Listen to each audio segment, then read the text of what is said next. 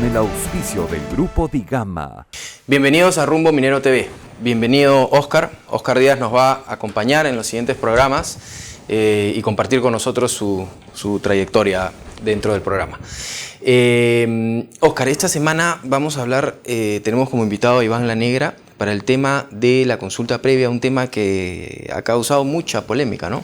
Bueno, Iván La Negra, hay que recordar a los amigos televidentes, fue viceministro de Interculturalidad del Ministerio de Cultura y fue muy polémico su paso, no por él, sino porque tuvo el reto de hacer la lista de los que entrarían a los pueblos indígenas que entrarían a la consulta previa, o sea que va a ser muy interesante hablar con él. Así es, tras la pausa, regresamos con Iván La Negra.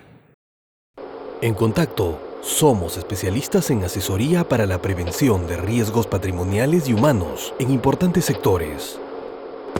Además, asesoramos en implementación de medidas para evitar o minimizar estos riesgos. Un servicio único que solo la experiencia de Contacto puede brindar. Contacto, corredores de seguros. Bien, hoy estamos con Iván La Negra, exministro de Interculturalidad. Bienvenido, Iván, una vez más al programa. No, gracias por la invitación. Iván, el tema de consulta previa ya ha pasado un tiempo prudente. Para empezar, ¿cuál es tu análisis? ¿Cómo se han dado las cosas? ¿Qué es lo que tú piensas sobre si se han aplicado de manera adecuada o no?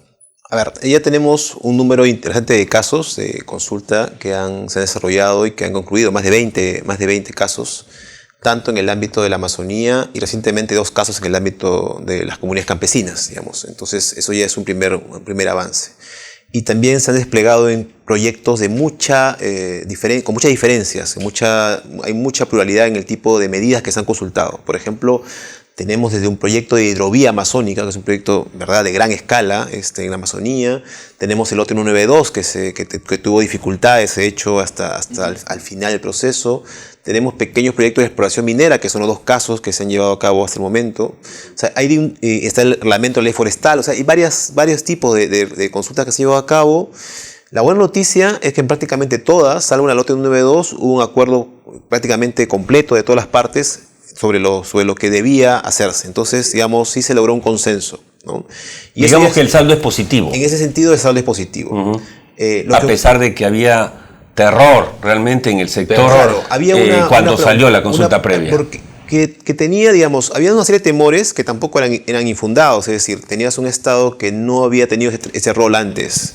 Que no tenía los cuadros, que no tenía la experiencia. Como ustedes recordarán, las empresas han sido básicamente las que han tenido a su cargo la labor de participación ciudadana, ¿no? La participación de las personas, no el Estado. Entonces, el Estado tenía pocas capacidades. Y segundo, porque es un instrumento nuevo, en realidad un instrumento que salvo algunos pocos países en la región, prácticamente no se había desarrollado, digamos, como pasa, por ejemplo, con la evaluación de impacto ambiental, que es un instrumento muy conocido. Digamos que el miedo era que mal manejado podía voltear el sector minero. Entonces, hasta el momento, frenarlo. Lo que está viendo los 2 casos de minería es que han sido casos en los cuales ha habido consenso, pero todavía estamos en 2 casos. Entonces, necesitamos más casos para ir viendo, evaluando qué cosa es lo que conviene hacer, ¿no?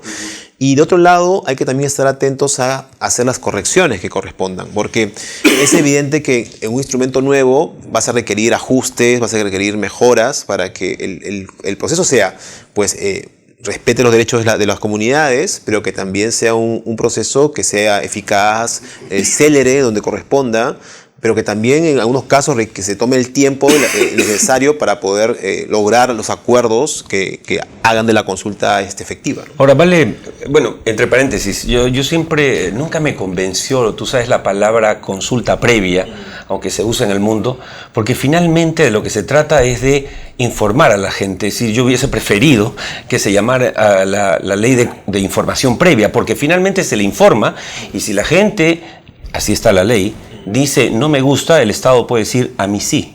Y eso obviamente confunde, porque hasta un niño, si le dices te voy a consultar si tomas la leche, te dice no papá, no quiero tomarla, y se la das, es como que un mal chiste, ¿no? Lo que ocurre es que hay primero la referencia consulta es una referencia que viene no de la ley, sino del convenio, sino de la OIT. Así ahí es. viene el tema consulta. Del 94, exactamente. ¿No? Sí. Entonces, primera cuestión. Lo segundo es que no es solamente información, es decir, sí hay una búsqueda de acuerdo entre las comunidades. Pero no es vinculante. A ver, segundo, si llega un acuerdo, Si llega a un acuerdo, ese acuerdo sí es vinculante. De hecho, ha pasado en las 2 reservas que se han creado, en las cuales las comunidades nativas, en ese caso, que fueron consultadas, le dijeron al Estado: nos has consultado, nos has dicho que vamos a crear un área, pero no la creas, tienes que crearla porque si no, estás incumpliendo con tu obligación. Entonces, en ese caso sí había un elemento vinculante.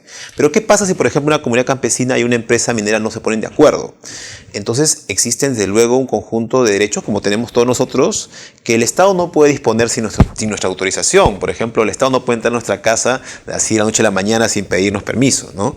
Ahora, si una persona eventualmente está en un lugar donde se va a hacer una obra de interés público, por ejemplo, y se le quiere una expropiación, hay un procedimiento legal que garantiza que si eso ocurriera, se respeten todos mis derechos. Entonces, ese es un mensaje bien importante, ¿no? Claro. Es decir, las comunidades campesinas y nativas tienen, como todos los ciudadanos peruanos, también derechos que el Estado debe velar, cuidar, proteger, ¿no? Iván, yo quisiera aprovechar tu presencia aquí, si me permites, Claro. Lo hablamos hace un momento con Jorge.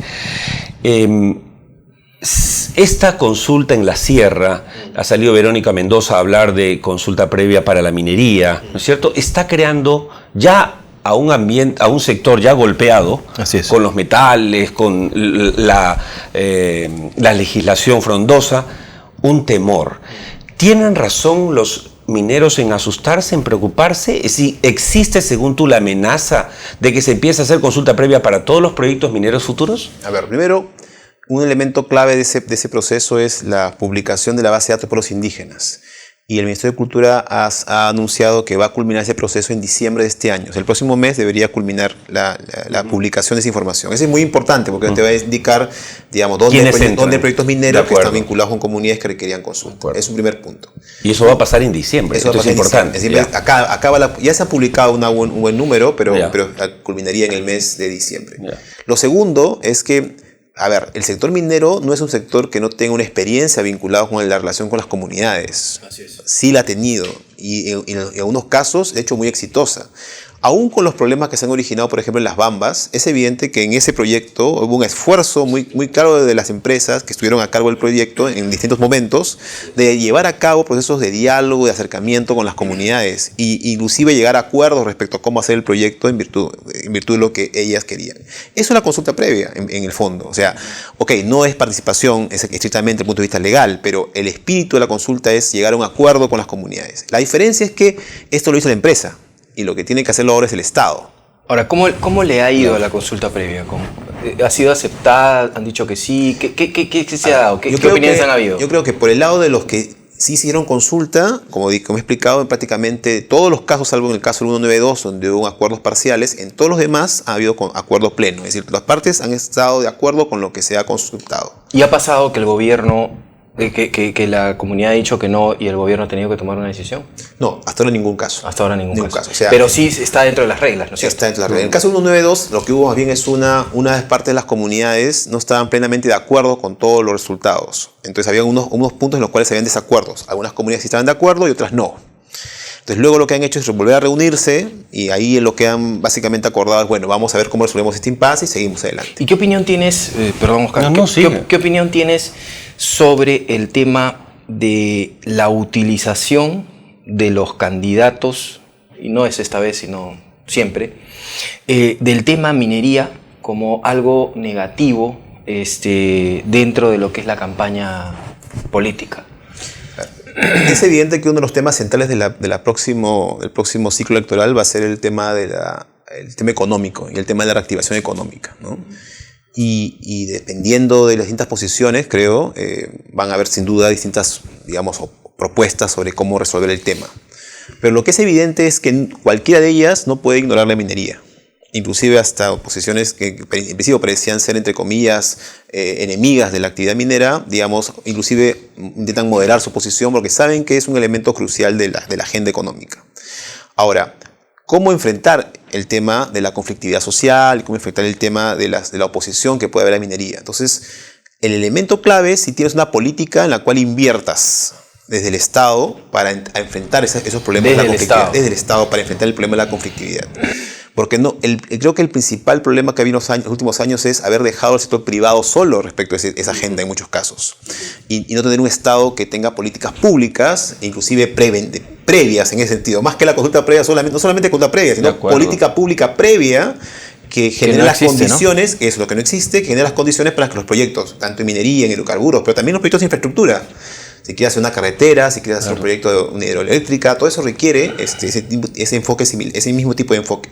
Yo creo que estamos aprendiendo, sino que estamos aprendiendo a golpes, pero definitivamente yo coincido contigo plenamente, con Jorge estoy seguro que todos debemos coincidir en que el modelo Estado-minería, como está planteado, en mi opinión, no va más. Es decir, me refiero al Estado que le da al minero su pedazo de tierra para que explore y le dice: buen viento, que vaya bien, habla buen viento y ojalá me avisas en tu audiencia pública. Y en la audiencia pública ya la cosa está medio quemando. O sea, el Estado tiene que empezar antes a acompañar de manera mucho más activa, ¿no? Sí, eso es un elemento clave, ¿no? Y además, entender que la consulta previa no está sola, porque también hay que reforzar la evaluación de impacto ambiental. Ahora tenemos un Servicio Nacional de Certificación Ambiental que ya pronto debe empezar a aprobar evaluación de impacto ambiental en el sector minero.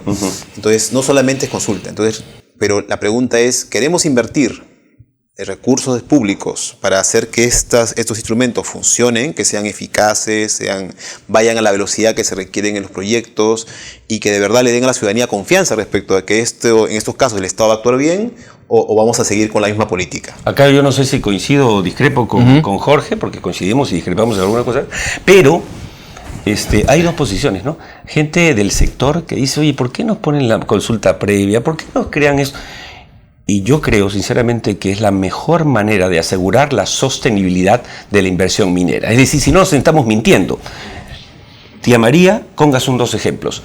El Estado les ha dado el EIA, pero la pregunta es, ¿se pueden desarrollar esos proyectos con normalidad sin que la población esté medianamente de acuerdo? Pero el Estado no respalda, pues. Cierto. O sea, ahí hay una tarea pendiente, claro, ¿no? El problema es también que el respaldo en qué momento llega, ¿no? Porque si ya está el conflicto generado y ya hay una sensación negativa, ya nadie cree en nadie. Ya es mucho más difícil, ¿no? Por más que el Estado llegue... Muchos muertos. Claro, y si solamente lo único que ofrece el Estado es coerción, no va a resolver los problemas. O sea, desde luego en ocasiones se requiere sin duda la protección de los ciudadanos y, digamos, asegurarse que exista un clima de paz mínimo, pero no se resuelven los problemas de la complejidad que tiene la minería y los hidrocarburos con solamente la fuerza. De ahí el manejo, ¿no? El manejo, la oportunidad que no debemos perder, ¿no? El precio de los minerales, si nosotros los miramos hacia muchos años atrás, o sea, no está tan mal tampoco todavía. Sí, yo creo, sí. Pero yo creo que el gobierno, si no hace su labor de gobierno, no vamos a poder desarrollar los grandes proyectos que necesita el Perú para... Yo confío que el gobierno que venga apueste por lo social y no por lo policial. Porque cuando si analizamos todos los conflictos, todos han enviado 1.000, 2.000, 4.000 policías y obviamente eso no soluciona ningún conflicto social. Eso es y además hay que mejorar también la calidad de la acción policial, ¿no? Porque donde sea necesario también tiene que contar con los equipos y con la preparación para que no genere muertos ni heridos, ¿no? Y estoy de acuerdo que el tema del largo plazo es pensar que la actividad minera y hidrocarburos es una actividad que requiere periodos largos de desarrollo, ¿no? Entonces no es un tema que hay que empezar mañana, sino hay que empezar aquí a 10 años, 15 años, 20 años. Entonces, lo que hoy tenemos es el fruto de políticas que se hicieron en los 90. Creo que estamos en un momento en el cual pensar en el 2030 qué tipo de momento de minero y hidrocarburos queremos. Y es el momento de pensar cuáles son las políticas que hay que construir para lograr ese objetivo en ese tiempo. Definitivamente va a ser un reto. Ok, Iván, muchísimas gracias por estar con nosotros y esperamos tenerte en otro momento para seguir conversando estos temas tan interesantes. Con todo gusto. Estuvo con nosotros Iván La Negra, pausa y regresamos. Minpro 2015, el evento minero de compras y logística más importante del Perú. Participe en la rueda de negocios entre mineros y proveedores del 25 al 26 de noviembre en el Hotel Los Delfines. Haga negocios con el sector minero. Adquiera su stand en www.minproperú.com. Bueno, muy buena información que hay que analizar y evaluar, sobre todo en el sector gubernamental y empresarial, si es que queremos realmente asegurar el desarrollo de la minería en el Perú. Así es, Oscar. Bien, también mencionarles, hablando de desarrollo, el evento Minpro, Encuentro de Mineros y Proveedores en el Hotel Los Delfines, toda la información que necesiten en www.minproperú.com. Por supuesto, ya viene el gran evento del Grupo Digama, Expomina Perú. El sexto Expomina Perú, donde por supuesto lo preside la presidenta ejecutiva de Compañía Minera Poderosa, Eva Arias, un gran comité consultivo, esperamos más de 100.000 personas, una rueda de negocios internacional ejecutada por PROMPERÚ, forums internacionales, así como premios al tema social y ambiental.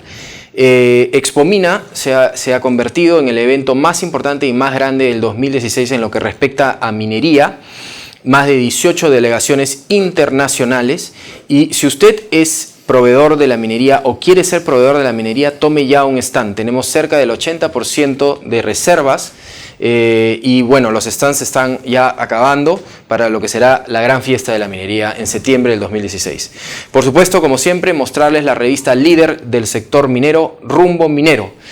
Usted puede publicitar en nuestra revista, que llega por supuesto a todas las empresas mineras, áreas de compras y abastecimientos. A nombre del grupo Digama, muchas gracias por estar con nosotros, gracias Oscar por acompañarnos y los esperamos todos los fines de semana a las 10 de la mañana en Canal N, y en unos minutos acompáñenos, ya que vamos a dar inicio a nuestro programa Perú Construye, para hablar de lo que es construcción e infraestructura. En lo que es minería, muchas gracias y nos vemos el próximo fin de semana.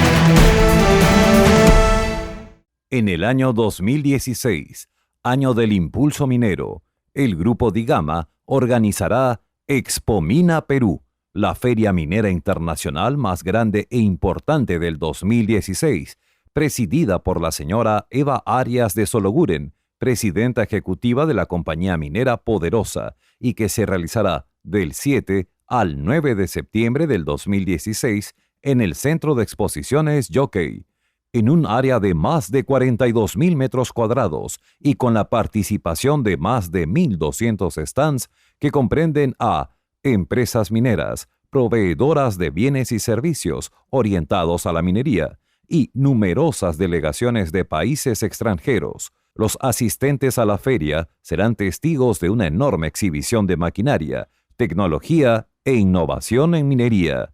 A lo largo de estos 10 años, Expomina Perú se ha consolidado como la feria internacional más grande e importante de Lima.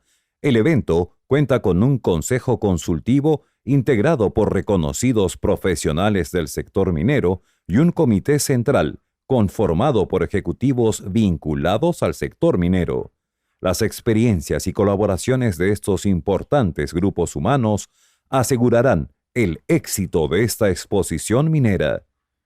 Expomina Perú espera la visita de más de 100.000 personas entre compradores nacionales e internacionales, empresarios e inversionistas relacionados al sector minero, estimándose intenciones de transacciones comerciales por encima de los $600 millones.